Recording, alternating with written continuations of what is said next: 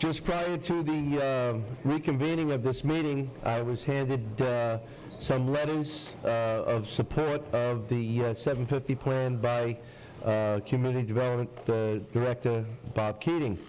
I'm going to pass them over to Commissioner O'Brien, and they will be reviewed when we have the opportunity.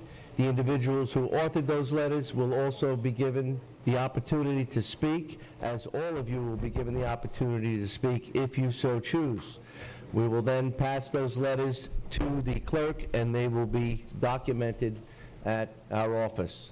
Thank you very much for submitting those letters as well. Mr. Chairman, does that include the letter from Dr. Ingui?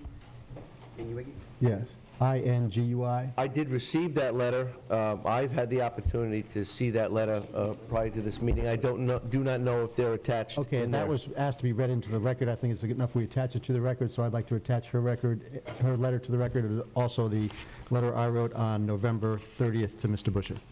I'll pass those down. Most certainly, and if you want to confirm that and see if any of those are in concurrence. Together. You want to look at all of them? Keep them together in one place. Keep them all together. Gentlemen, if you would like to hold on to any of the letters or review them during the discussion, I just ask that any written documents that have been submitted to us need to be passed to the clerk for perpetuity, and that will be passed through the council's hands. Thank you very much. All right, I've been given one as well. Well, again, ladies and gentlemen, time has come for a opportunity to speak. Public discussion items have been moved forward so that we can all have the opportunity. And I ask that you please give your name, address, and keep your remarks to the point and be respectful of others. And I ask that the first individual who requested to speak, it was Nancy Cook, regarding the 750 plan. And I'm reminding you that there was no particular order in which this was presented, other than at the time of the request, they were documented as a requested speaker. Thank you. Welcome, Ms. Cook. Thank you, Commissioners. Pleasure to be here, I guess. My name is Nancy Cook, and I reside at 710 Riamar Drive, and I've been a resident of Indian River County for over 50 years. And the reason that I'm here speaking to you today is because I hope you will get us out of this 750. I originally got involved in this type of community activity, sustainability, so to speak, as a member of the visioning committee in the city. And then about a month ago, we had a charrette given here that followed the same exact principles of what I experienced in the visioning, which was very uncomfortable for me because at the time I was ignorant and I did not know the source of this very good sounding ideas, and I didn't know what the end game was supposed to be. Since that time, I've educated myself on the origins of regionalism and sustainability, and I don't like the direction that it's going. I felt at the time that they're very, very skillful in asking questions that already have answers, that any dissenting opinion is brushed aside and said that it will be dealt with later. We were told that it would never have anything to do with regulations, with making law, that there would be plenty of time to talk about that, but that isn't actually how it turns out. When it comes to regionalism, I find that it's not an American principle. It is being practiced different places in the world because all of this is part of global governance. Regionalism does not assure individual freedom. It's expensive, it's inefficient, it moves from elected, accountable officials like yourselves, which I'm very much in favor of. It moves to unaccountable appointed bureaucracies. Those bureaucracies have great capacity to end up in corruption. During the past 2 weeks, I've had an opportunity to speak to a lot of citizens in Indian River County, and one woman brought great interest to my attention. When she said, "What is 750?" I said, "Well, it's about regionalism." And she said, "Oh my God," she said, "my home country got involved in that about 10 years ago. And at that time, we moved away from elected officials, personally accountable, fiscally accountable. We moved to regionalism of appointed officials." She said it got so corrupt and they paid themselves so much money and you couldn't get anything done. And her home country is Greece. So I think it was remarkable. She defined exactly where this, I believe, could lead us. I'm standing firmly opposed to anything that does not back up our rights to a free market economy. I don't want a regional board deciding what's good for our economy, because a free market without government regulations per se, not no government regulations, but with limited government regulations, the free market handles the economy very well. And that's one of the things I think that has been so unique about Indian River County, is that we are small enough and we can deal with issues as they present themselves. I'm much in favor of elected officials over appointed government that gets bigger and bigger. I like local decision-making and fiscal responsibility. No matter what carrot or hook they offer you, there are communities all over this country who have been baited, or however you want to call it, with the funds that come along with these projects. And they are across the country trying to get out of these situations that they've gotten themselves into. I don't, at the limit of time, I won't list them, but there are many. Historically, big government does not solve the problems. Small, accountable government, elected officials, they do. When I read this, their intentions about space planning and urban development, it scares me spitless, because I believe in individual rights. I think that God gave humans dominion over animals, and I don't want to leave the entire midsection of our state to the animals, where the people have to all be herded into a small spot where they can be controlled more easily. I'm vehemently opposed to that. I'm not afraid of the CO2 that the animals breathe any more than I'm afraid of the CO2 that the people breathe, nor their waste products. Anyway, I want to say no to this so-called opportunity, because the HUD, the DOT, the EPA money is to buy you. And that is actually our money too. And we're borrowing it from China, as far as I know, because they're all broke. And so getting hundreds or millions or even trillions of dollars from them does not really appeal to me. I want to take our community, I want to deal with it as we need to, as the issues occur.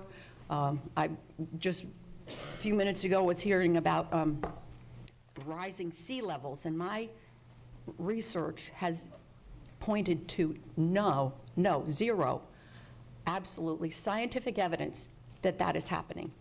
When it happens, Indian River County will deal with it as we have to. God is in charge of sea level rising, and I don't think that all the help from South Florida is going to change that at all. I think that we want to handle our problems as they come along individually. Anything that they are doing that we should join in with, we will still be free to if we retain our freedom. We won't be forced to. No matter what kind of apples or carrots they offer you, please extricate us from that and get us out of 750, because our county really doesn't have that much in common with the needs of the county south of us. We want small government, elected, not appointed, fiscal responsibility, and we want to take care of our own problems, and we feel we can do that. Thank you for your attention. Thank you, Ms. Cook.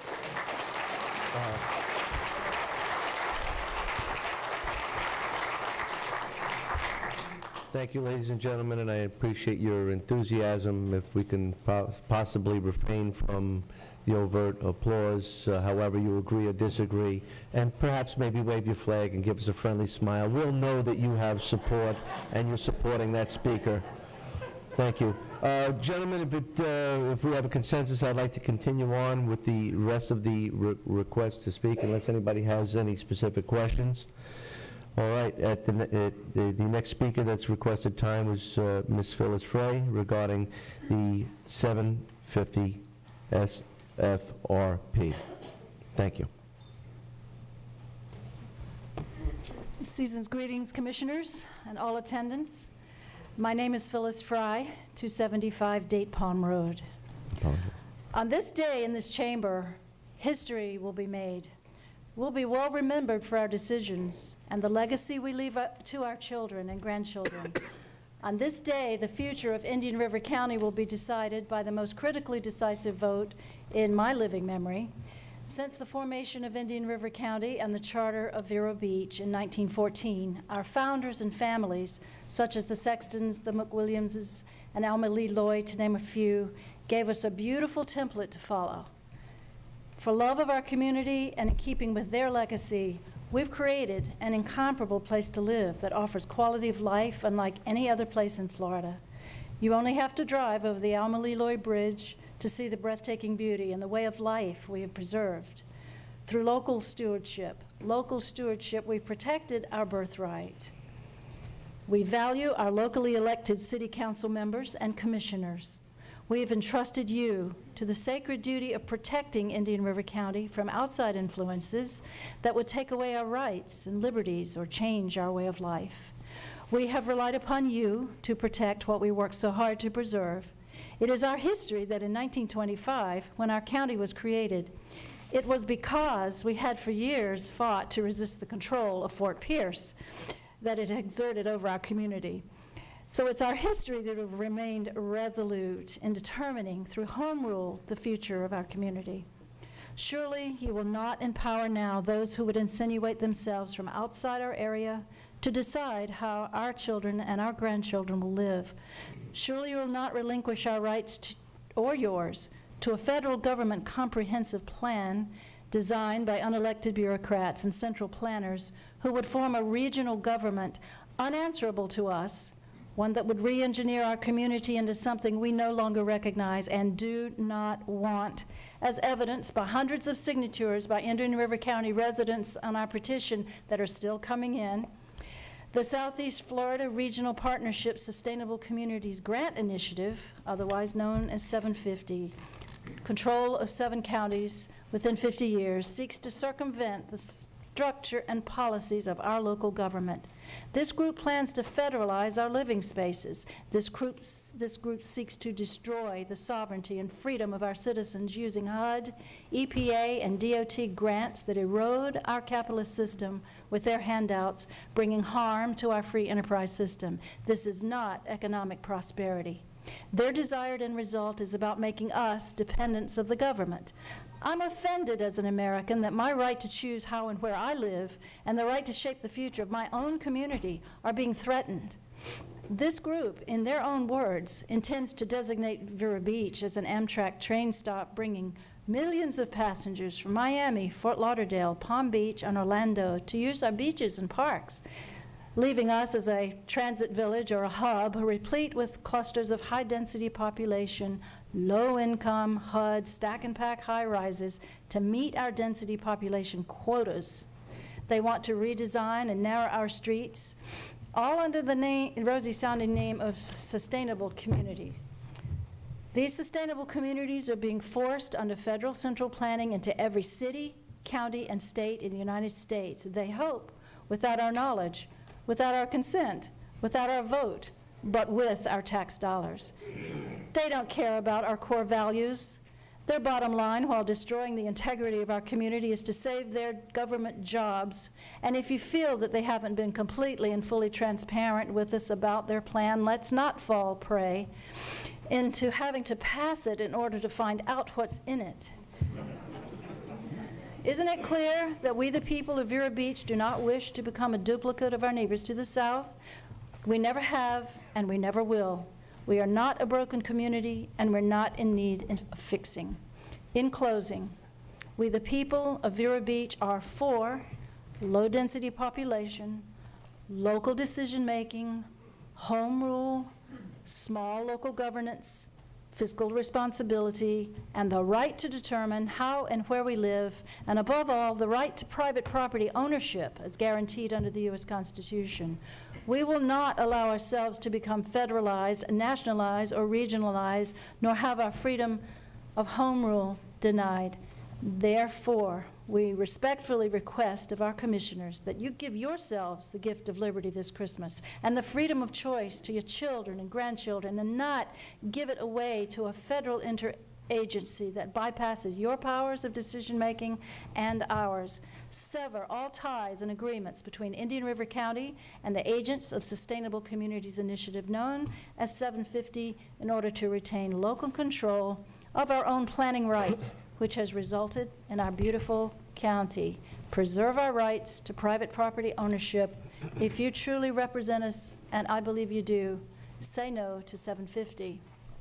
Thank you. There you go. See? Thank you, Ms. Fry. The next request to speak was from Ms. Janet Campbell regarding 750.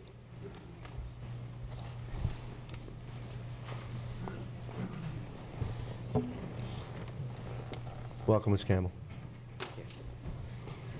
I don't know if I can do any better than the two that have spoken, but I'll give them my 2 cents for it. My name is Janet Campbell, and I live at 188 Moccasin Trail, Jupiter, Florida. I would like to thank the commissioners here for giving me the opportunity to share my thoughts and concerns. So sorry, can't hear you. Okay, they can hear me? Okay. I have emailed each commissioner in Palm Beach County, as well as the members of the Jupiter Council, requesting their input regarding 750. This is the 2nd week, and I am still waiting for a reply. So I am profoundly grateful to have your audience today. On November 18th of this year, I attended a 750 presentation in West Palm Beach. Unfortunately, or fortunately, I do not have to explain all that I saw and heard. In Commissioner Solera's letter, he explained my point of view perfectly, so I won't repeat myself. I have traveled to many places working for an international shipping company. I've been all over the world, and I made many trips to the Bahamas, down to Trinidad, and everywhere in between. One of my first impressions when I was young was how uniquely different each island was. The people, their environment, and their philosophies were preserved and cherished. Ask yourself which level of government provides the most effective and efficient services, federal, state, or county. I think we all would agree it's the county.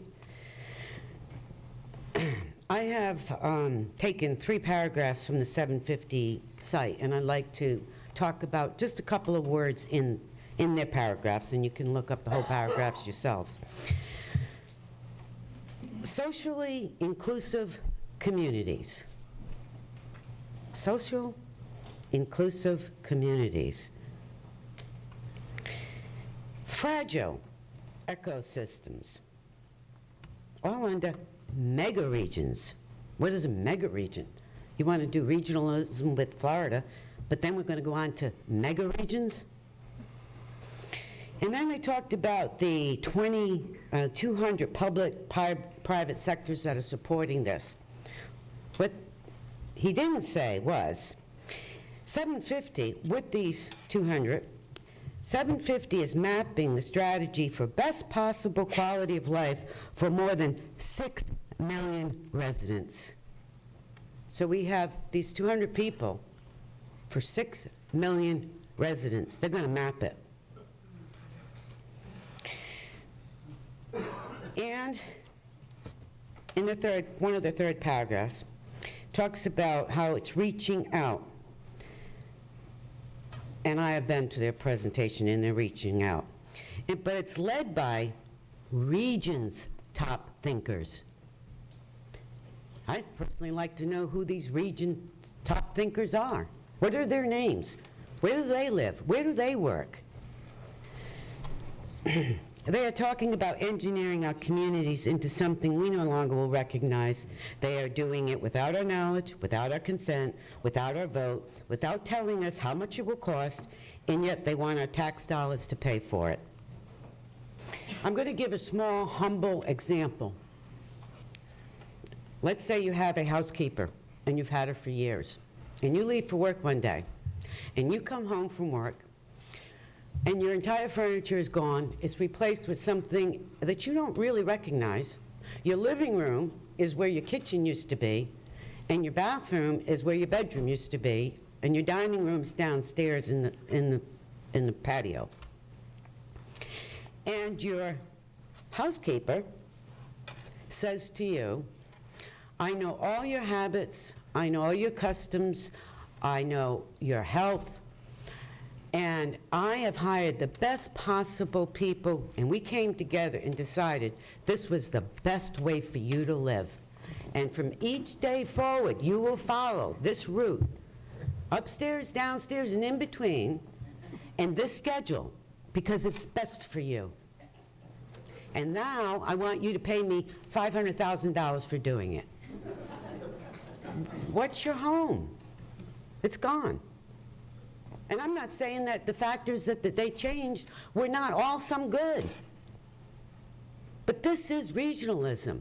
This is what they're planning. These 200 people, or these regional top thinkers. I'm going to cut mine short because I know there's a lot of people that want to talk a little bit more, and so I will skip some paragraphs, but I don't want to skip this one. Closing down roads and developing communities that lock people in or out in the name of sustainable communities is erroneous, heartless, and will ultimately destroy communities and fellowship. I ask you all to nurture and preserve our counties as represented by the people now and in the future. Thank you, gentlemen. Thank you, Ms. Campbell. The next person who requested to speak was Ms. Stephanie Austin regarding 750 plan. Ms. Austin?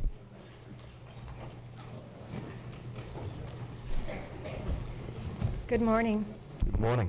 I reside at 6250 Arrowhead in Vero Beach. What a year it's been. If there is anything I have learned, it is that regionalism is not representative government. Property rights and... Can you hear me now? Much better, thank you. Property rights and freedom are inseparable. All around the nation, top-down style regionalism is working its way into every county. To quote Rosa Corey, founder of the Post-Sustainability Institute, the new plan encompasses the control of all land, all water, all minerals, all plants, all animals, all construction, all means of production, all information, all energy, and all human beings in the world. The 750 plan may not be written yet, but be assured, the blueprint is there. These programs don't happen all at once. It's done incrementally. No one here needs to look far to see that we are not alone in our views. Citizens around the nation are waking up to these programs under different names, and they are resisting the movement once they find out what it really is. The emphasis and alignment of the global to local initiative is also important to reassess. It is also important to reassess all county and state memberships and affiliations. It is widely known that the League of Cities, the American Planning Association, the Nature Conservancy, the Environmental Defense Fund, the NEA, of which I was once a member, and many other municipal planning organizations are part of the overall plan. I have no doubt that well-intentioned and unsuspecting people are members of these co-opted NGOs and councils of government. To those who are watching from counties around the state, and to all who came here today to defend our fragile Constitution, you are on the side of liberty. Remember that even when several Florida cities recently dropped out of ICLEI, which stands for the International Council of Local Environmental Initiatives, the regionalists still set up shop under new names. For a classic example of top-down government, we only need to look at the land grabs in Dade County that have destroyed the lives of several families. This was not a 750 program, but we must connect the dots. Vigilance is important, perhaps for a lifetime. To the regionalists and those they invited here today that would seek to circumvent our locally elected government, it is disturbing and disheartening that any citizen of our great nation would choose a path in direct opposition of our founders. School indoctrination, land grabs, transit villages, view sheds, FPL smart meters, and all the rest of it have no place in a constitutional republic. I ask you, will the children born today know real freedom in 50 years? To our commission, I respectfully ask you to sever all involvement with 750 and any other entity that threatens to subvert the Constitution. Good stewardship of the environment is imperative. If we need to consult with those outside our county, let this be done under your direction. This is an extremely complex and difficult plan, but the truth is available to everyone here. It is important to do your own homework, check out the writings and lectures of Tom DeWeese, Chris Ann Hall, Karen Schoen, Dr. Michael Kaufman, Patrick Wood, and many others. For trusted, nonpartisan information, please check out freedomadvocates.org. Thank you. Thank you, Ms. Olson. The next speaker request is from Rosemary B. Wilson regarding the 750 plan. Good morning, Ms. Wilson. Good morning. Thank you. Rosemary B. Wilson. I live at 1490 Fifth Avenue. I want to say on October 25th, when we were given a presentation by 750, the 750 group, I was Delphied, and I resented it. Let me tell the audience what it is. Sustainable Development Incorporated the Delphi technique into its recommendations so that more rapid change could be imposed on us through clever manipulation. Developed by the Rand Corporation, the Delphi technique, the Rand Corporation as a Cold War mind control technique. Delphi is used to channel a group of people to accept a point of view that is imposed on them while convincing them that it was their idea. Regionalization is the interim step on the road to globalization. What is planned is high density in cities. Redevelopment agencies subsidize development for smart growth. Only some favored builders are on the gravy train. Banks were urged to loosen their loan criteria and let money flow. Developers built more and more commercial and residential properties, glutting the market.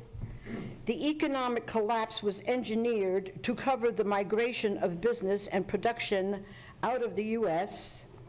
The stock market crash was engineered to suck wealth out of the middle class and destabilize their retirement. The TARP bailout was payback for the banks and consolidated their power by allowing them to take over smaller banks. The crashed economy is a staged event and encourages agitation for more social progress along with vilification of property ownership.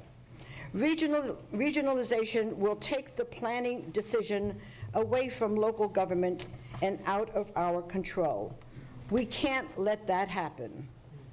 It is my hope that you would remove Indian River County from the 750 plan. Thank you. Thank you, Ms. Wilson.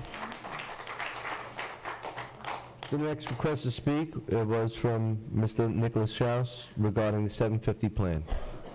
Welcome, Mr. Schaus.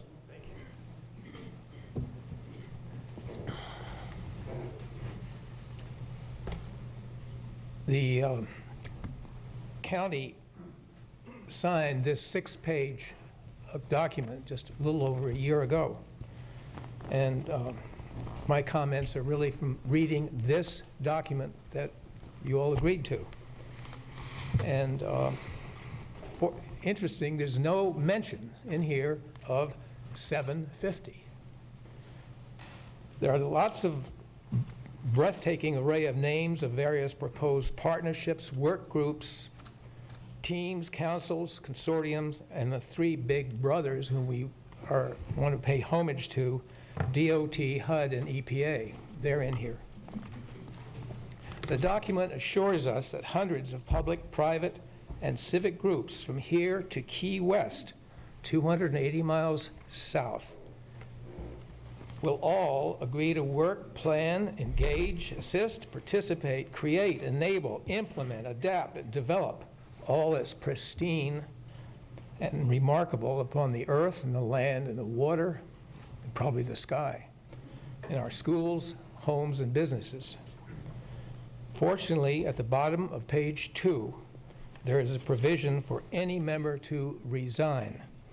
I hope all of you will favorably consider taking that option later today.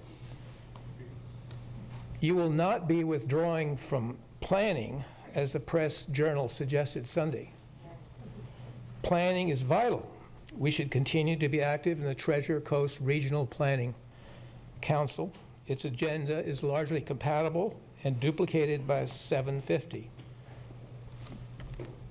A significant item is the lagoon. Commissioner O'Brien represents us and was at the meeting last week. You had a large agenda. One of them was to approve comprehensive plan changes from 6 or 7 communities and counties. Can you imagine what the agenda might be of 750 in a couple of years? You'll be down there for a couple of days.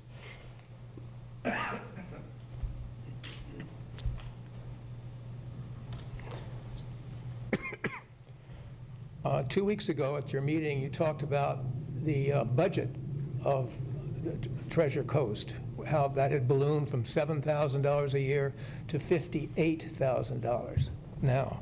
Think about the cash vacuum cleaner of what 750 is going to be and take from this county in a few years if you could go with it. This agreement requires would require us to have a representative and a staff, another budget item.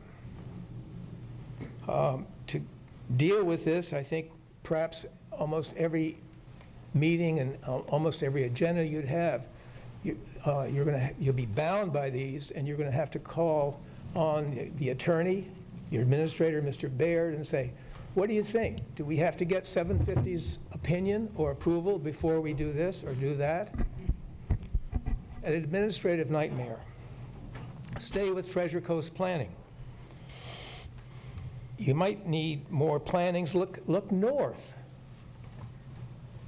Commissioner Davis, you're listed as the director of the Marine Resources Council. It deals with our lagoon.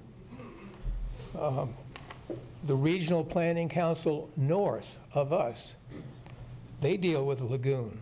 The lagoon is only 25 miles from here south, and it's over 125 miles north. If you really want to get more planning, look at that as an option. The land involved in 750 stretches south, as you know, to Miami and around to the Keys, around to the Gulf, and it goes, Monroe County goes to within 25 miles of Naples. This is a monster of a planning unit.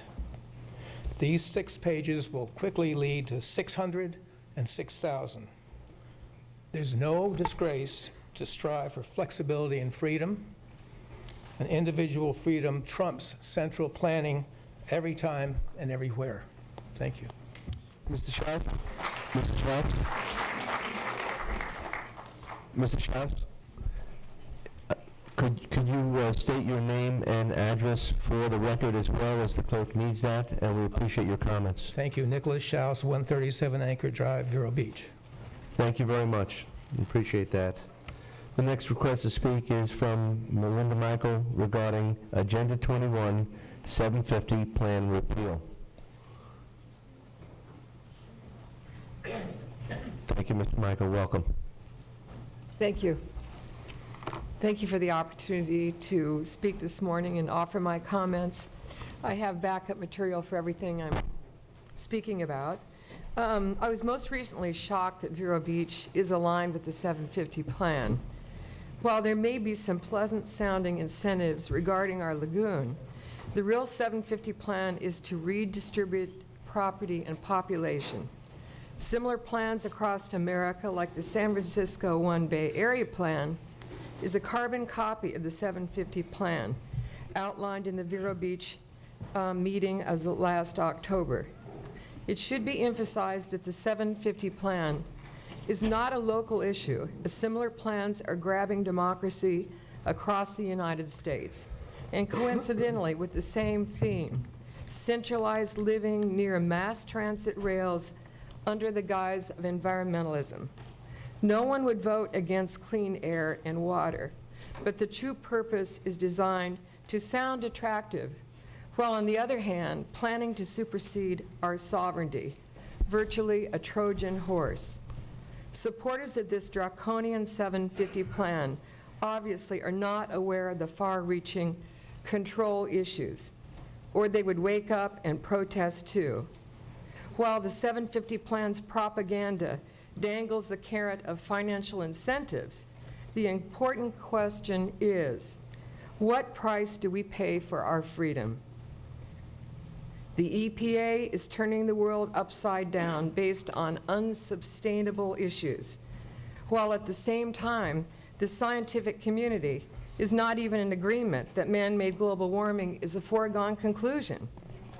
My research the past 5 years show that regional plans like 750 are detrimental to our existence, and the internet is filled with protests around this nation as citizens inquire, what about us? What about the voice of the people? Planners are working at a meteoric pace because citizens are objecting to these harsh regulations, and many are winning, like the state of Alabama, Spokane, Washington, Roanoke County, Virginia, Fayetteville, Arkansas, Danville, California, Oklahoma City, and the list goes on. New York City County Executive Bob Astorino has terminated the ICLEI's Westchester membership, along with over 50 local and county governments who believe it is possible to protect the environment without participating in the United Nations non-governmental organizations. By the way, ICLEI stands for International Council for Local Environmental Initiatives. Sounds like it's a local plan? In fact, ICLEI is an international entity. Yes, we have our lagoon water challenges, but as we speak, Virginia's Attorney General Ken Cuccinelli and his Democrat Board of Supervisors, that is this week, is fighting the EPA's ruling that all water is a hazardous substance. Imagine the chaos of this irrational EPA overreach if it's not stopped. My question is, if the 750 plan is such a good idea, why don't our elected officials work in cooperation with our neighbors instead of handing over our sovereignty? We elected our representatives with confidence and respect, believing that you will protect us and assure rights for our children and our families for generations to come. To exercise this very important freedom, we ask that you sincerely reconsider and stop this 750 plan. And Ms. Michael, can you state your name and address for the record as well? Linda Miko, 1612 West Camino del Rio. Thank you so much for your comments. Well, ladies and gentlemen, that does conclude the presentation for the request to speak at this time, and I realize that many of you may have requested to speak or in anticipation to desire to speak regarding this matter. But I would like to turn this over to the board to see if any members of the Board of County Commissioners have any questions or would like to discuss what has been presented during these 7 presentations. Mr. Chairman, Commissioner Davis. I'd just assume let everybody go ahead and speak, and then we'll have our dialogue after that. Right. Is that fine? We have a consensus on the board?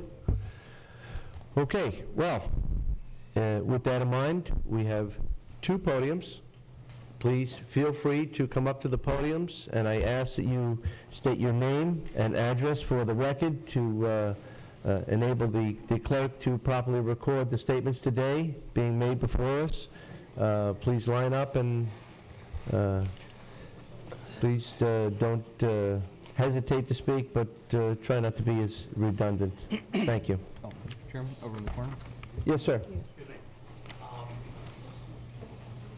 Point of order. My name is Kevin Foley. I'm chairman of Treasure Coast Regional Planning Council. We are very much involved in 750. I asked the project director, who's also from Martin County, and the executive director of Palm Beach, of the Treasure Coast Regional Planning Council, which is Palm Beach, Martin, St. Lucie, and Indian River County, to come today and provide some information, some correct information to you so your choice can be made more clearly. We were told we would have a chance to present this information. Presenting it at the very end is superfluous at best. There has been a great deal of misinformation. Sir, we're not going to have a lively debate from your seat. I'm going to ask you to take the opportunity. There's but one person at that podium at this time. You have the same opportunity to speak, and there is no requirement that you're a member of Indian River County. As you have heard, some of the speakers were not from Indian River County, and we give all the right to speak and the opportunity to speak, and I ask you to come up to the podium to speak if you so desire. Here. Yes, sir. I anticipated you and Mr. McElbusha to speak. I know that he's taken the time to come here to Indian River County from the Treasure Coast Regional Planning. However, that was not on the agenda, but most certainly we are an open government, and we invite you to be able to speak as well with the order that is being now presented with the speakers that have come up to the podium. Thank you very much. I appreciate that. You may join the line with others that are here to speak, sir. Thank you very much.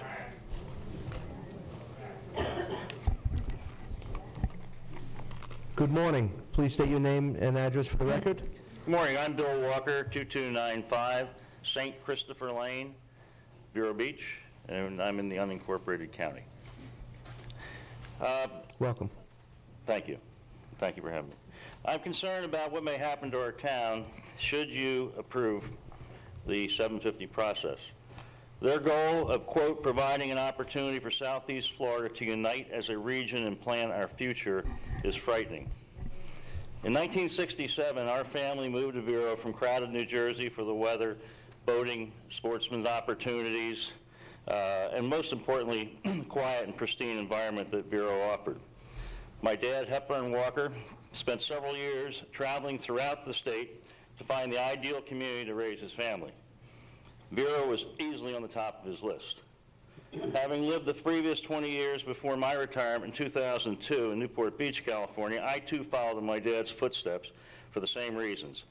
Often asked why I moved from California to Vero Beach, the answer was easy. Less congestion, boating and sportsman opportunities, and the village character and the lifestyle long protected by concerned citizens and very savvy local government. A little history, if you don't mind. December 1969, a moratorium won that prohibited the high-rise buildings. In June of 1970, the moratorium was lifted and replaced by a permanent ban on structures over 50 feet high or 5 stories. Since sufficient preliminary work had been done on the village spires, they were allowed to proceed to the disgust of the residents at that time. In February of 1971, the County Zoning Commission proposed a new county code permitting structures of up to 10 stories. The commission chairman wanted the height raised, citing economic feasibility as stated by realtors and developers. But the savvy county commission would not agree.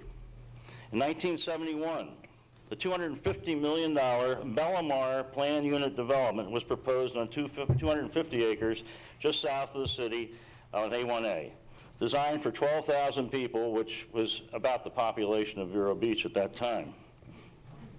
It was to include 10-story buildings, a shopping center, motels, and apartment houses.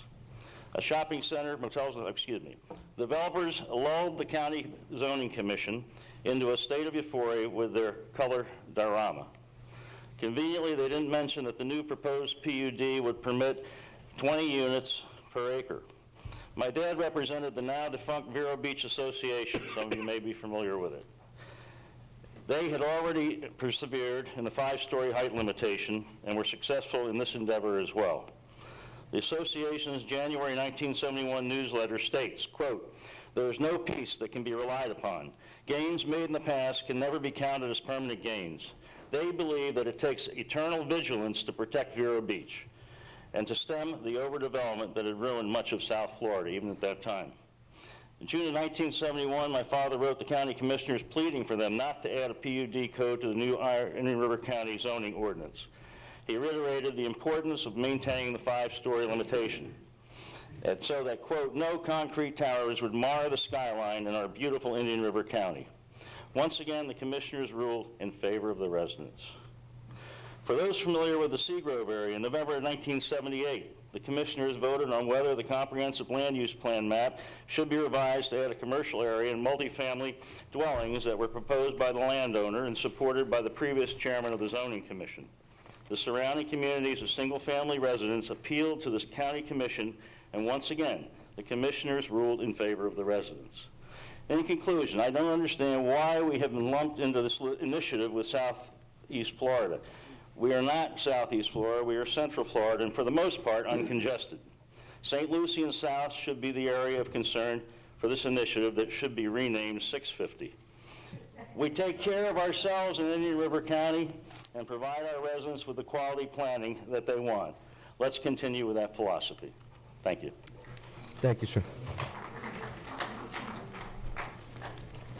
Yes, ma'am.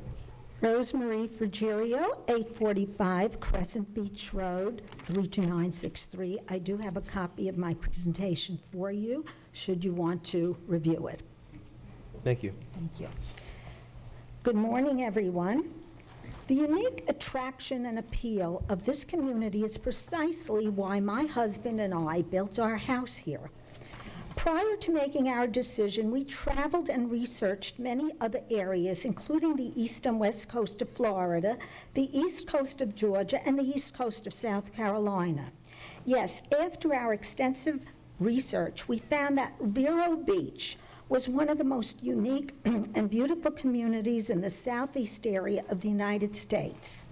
Our decision was based on the fact that the local governing entities had used their wisdom and intelligence in planning and developing of this low-density community.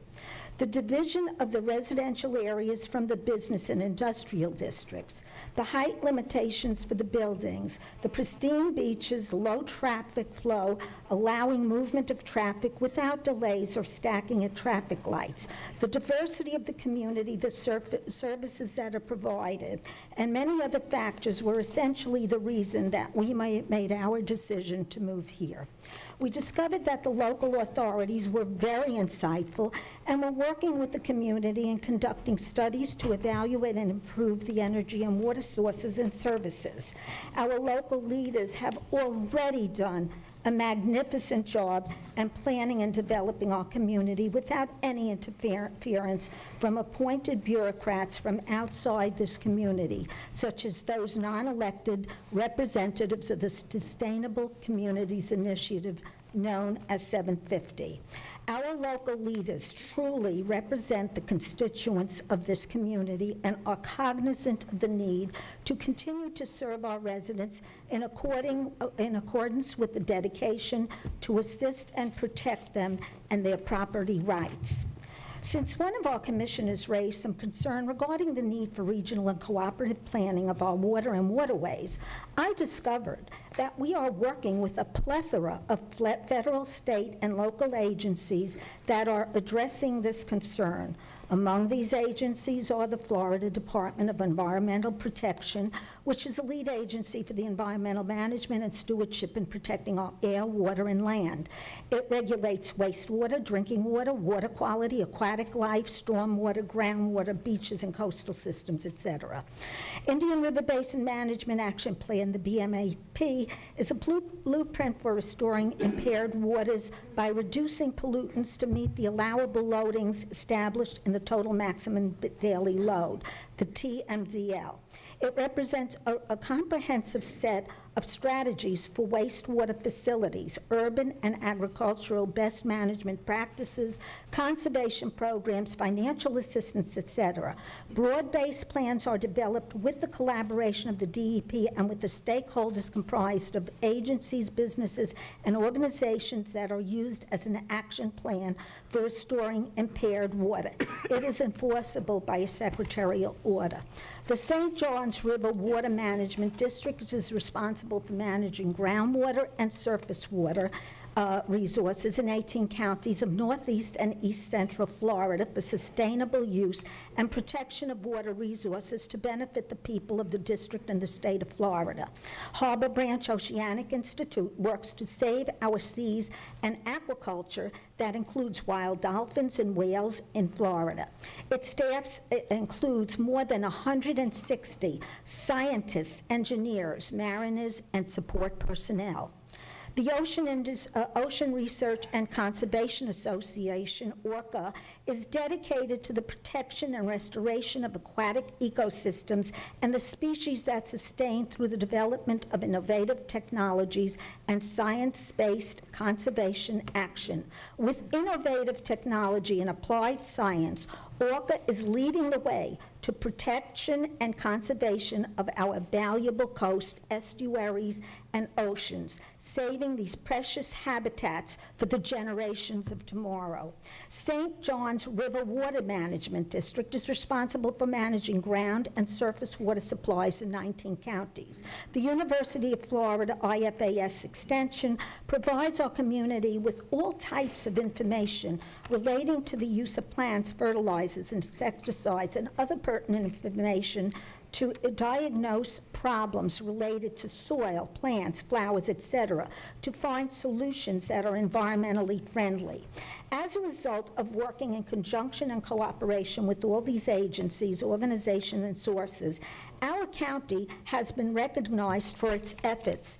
In 2009, Florida Green Building Coalition, Inc., FGBC, awarded Indian River County the gold level certification as a Florida green local government, thereby recognizing Indian River County as a government that incorporates multiple environmental, ecological, and sustainability features throughout the functions they perform that improve the environmental performance considerably.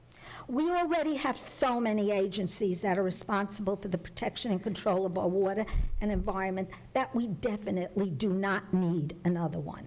Therefore, I join with the vast majority of citizens in stating that I am unalterably opposed to our involvement in the 750 plan comprised of unelected bureaucrats who are intent upon intruding in our local government and upon our constitutional property rights to plan, maintain, and develop our own community.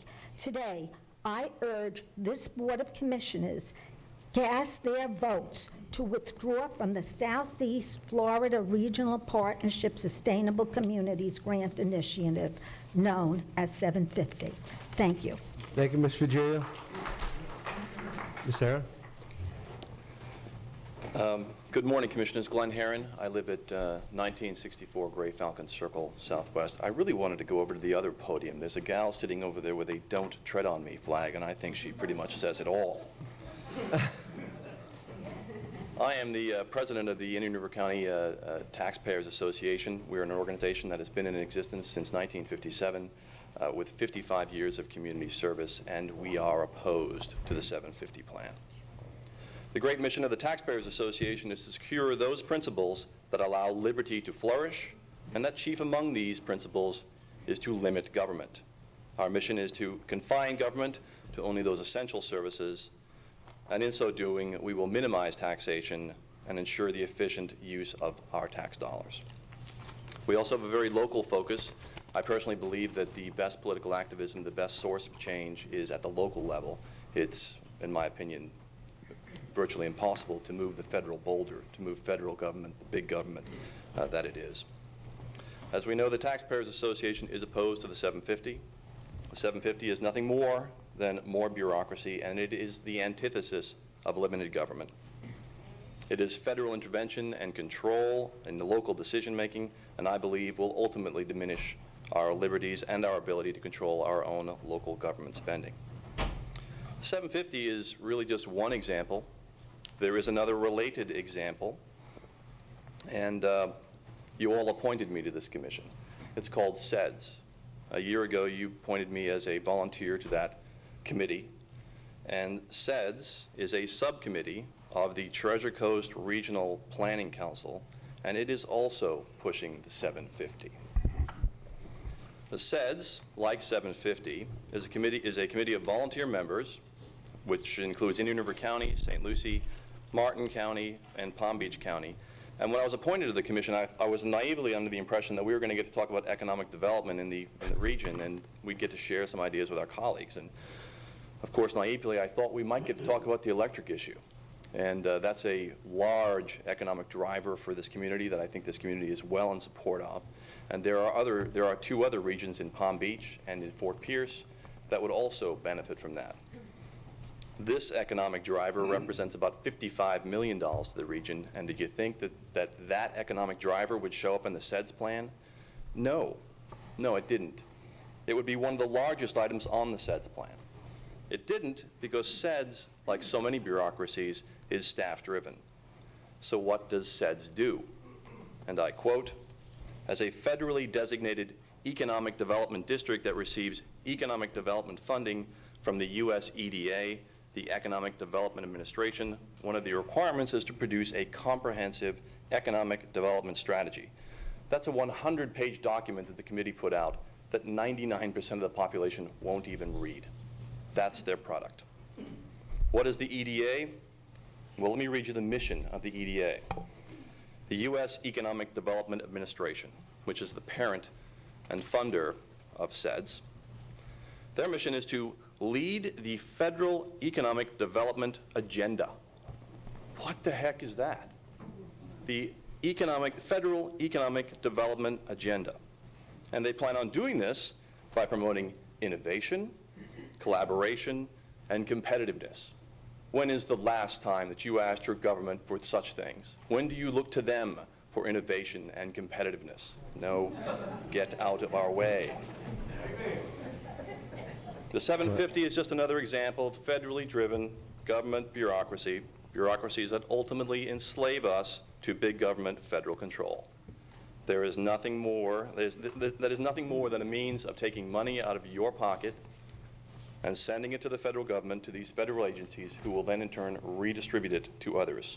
And if the SEDS is any preview of this, then the money does not come back to us. From what I can see, it largely goes to the south counties, the counties to the south of us.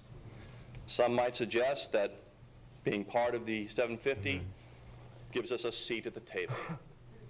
It's not a table. It's a trough where we struggle for the scraps from federal government. It was our money in the first place. And I'll conclude with a favorite quote of mine. "No government ever voluntarily reduces itself in size. Government programs once launched never disappear. Actually, a government bureaucracy is the nearest thing to eternal life that we shall ever see on earth." A great conservative called Ronald Reagan quoted that. So my advice to you, Commission, is let's get out of the 750 and let's get government off our backs. Yes. Thank you, Mr. Mayor.